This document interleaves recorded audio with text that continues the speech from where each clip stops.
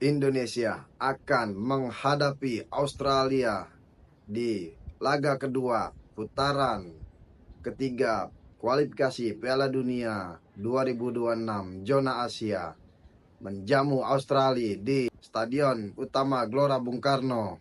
Mampukah Indonesia meraih 3 poin penting saat bermain di depan puluhan ribu para pendukung pecinta sepak bola Indonesia? Sebelum lanjut, jangan lupa subscribe, like, komen, dan share channel YouTube gua, Sony Lionel 87.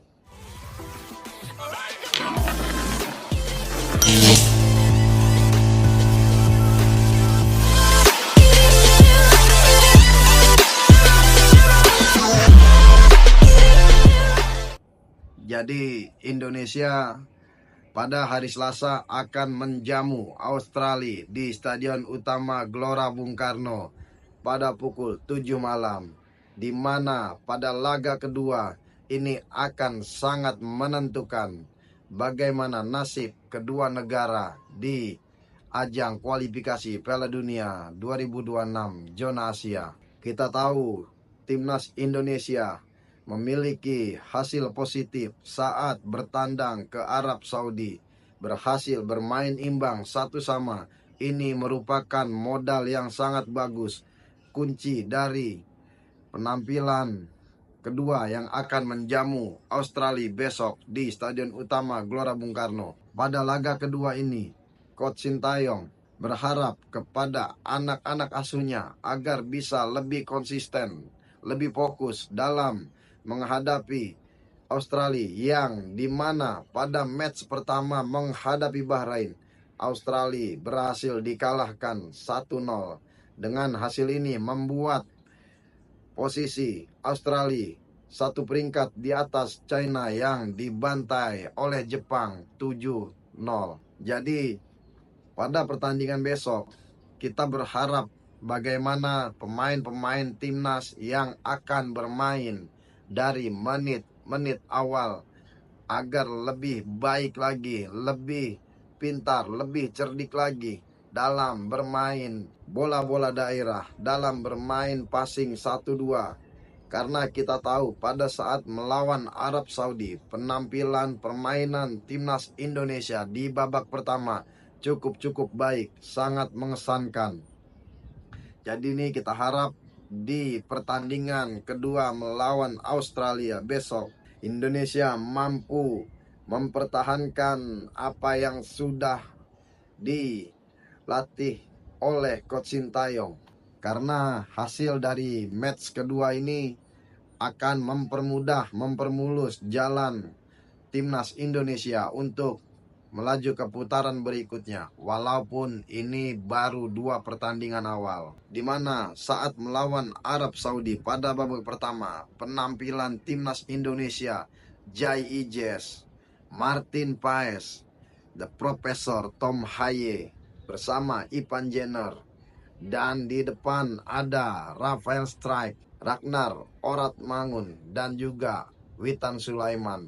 Ini sangat-sangat ciamik, mampu merepotkan para pemain Arab Saudi, dan kita mampu unggul lebih dahulu lewat gol cantik dari Ragnar Oratmangun yang syutingannya mampu dibelokkan oleh Sandy Walsh mengenai kakinya.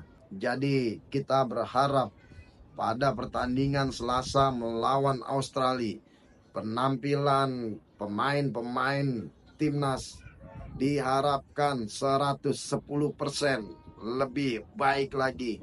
Fokus dalam bertahan, kuat dalam bertahan, cepat dalam menyerang, dan cepat dalam mengambil keputusan. Karena kita tahu Australia pasti bakal main habis-habisan melawan Indonesia, di mana mereka harus mencari kemenangan 3 poin penting untuk mengamankan posisi Australia di grup C yang dihuni oleh The Samurai Jepang yang sangat konsisten di match pertama.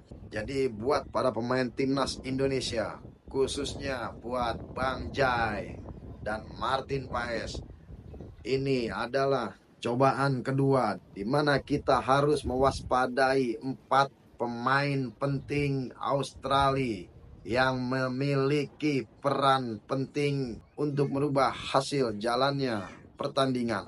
Di mana kita tahu nama seperti Craig Godwin, winger milik klub Arab Saudi Al-Wehda, ini pernah jadi mimpi buruk buat timnas Indonesia, di mana pada saat babak 16 besar Piala Asia 2023 Indonesia digasak 4-0 tanpa balas, dan Godwin mencetak salah satu gol kemenangan Australia kala itu. Jadi pemain 32 tahun ini masih jadi andalan Graham Arnold, sehingga dapat dipastikan ia akan bermain melawan Indonesia di laga nanti. Pemain yang kedua, Martin Boyle, pemain kawakan, berusia 31 tahun. Jadi nih pemain-pemain Australia ini memang udah usianya udah usia senja, istilahnya udah 30 ke atas, tapi memang masih diperlukan karena pengalamannya dengan dia bermain di klub luar selain Australia itu akan membuat mereka bisa menguasai pertandingan dan mampu merubah hasil pertandingan. Jadi Boyle ini pernah memberi memori pedih buat timnas Indonesia saat mencetak 1 gol kemenangan di babak 16 besar Piala Asia. Nih si Boyle nih dan Godwin nih sama-sama berhasil mencetak 1 gol di ajang kualifikasi Piala Asia 2023. Jadi kita harap nih buat Bang Jan, alhamdulillahnya nih Justin Hubner udah bisa diturunkan. Jadi kemungkinan Bang Jai akan berkoordinasi dengan Justin Hubner, Calvin Verdong, dan di tengah tentu Tom Haye, Ivan Jenner. Sementara untuk nama Rizky Ridho kemungkinan akan dimainkan di babak kedua. Jadi di lini serang ini berpotensi besar masih akan sangat-sangat merepotkan buat para pemain bertahan, khususnya kiper Martin Paes dan juga Bang Jai yang kita tahu penampilannya melawan Arab Saudi sangat-sangat ciamik. Yang ketiga, Mitchell Duke, Australia dipastikan tanpa striker utama mereka, Kwesi Yengi, melawan Indonesia, karena kita tahu striker mereka kena akumulasi kartu kuning melawan Bahrain dan harus keluar di babak kedua, yang membuat Australia harus menelan kekalahan 1-0. Yang keempat, nama Harry Souttar, pemain berbahaya Australia. Selanjutnya bukan barisan depan tetapi back Sheffield United. Gila, Sheffield United nih, Liga Inggris punya nih. Jadi pemain Harry Souttar ini bahkan mencetak 3 gol di 2 kualifikasi Piala Dunia 2026 zona Asia, yang kita tahu memiliki postur tubuh yang tinggi dan jangkung, kuat dalam duel bola-bola atas. Jadi buat para pemain belakang, pemain depan timnas Indonesia, mari kita satukan visi misi permainan agar mempermudah kita dalam menghadapi Australia yang memiliki pemain-pemain yang cukup berpotensi untuk menyulitkan, merepotkan kita nanti di Stadion Utama Gelora Bung Karno.